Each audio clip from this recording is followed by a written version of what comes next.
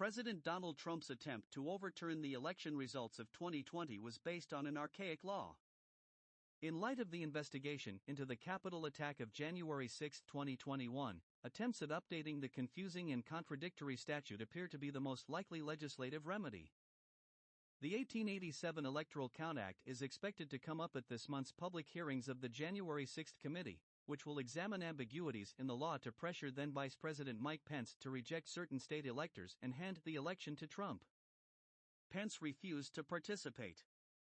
In order to avoid confusion in the 2024 election, Republican and Democratic members of Congress have been discussing for months how to update the Electoral Count Act, a move that could come this year. A leader of the negotiations, Senator Susan Collins, Republican Maine, told USA Today there is broad consensus to define the vice president's role as strictly ceremonial in overseeing the count of electoral college votes as Senate president. The consensus is also to change the threshold for objecting to a state's electors from at least one member in the House and Senate to 20% of each chamber, she said.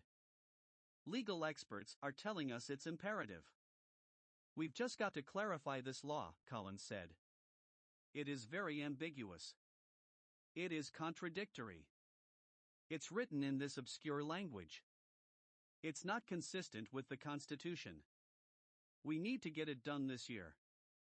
Representative Zoe Lofgren, Democrat California, said to USA Today that she and Representative Liz Cheney, Republican Wyoming, the vice chair of the January 6 committee, are very close to agreeing on legislation.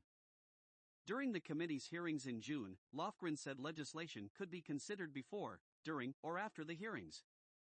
Lofgren, who chairs the House Administration Committee, said, "We would like to see this through. Anyone who thinks there's any ambiguity there, which I think would be absurd, will make sure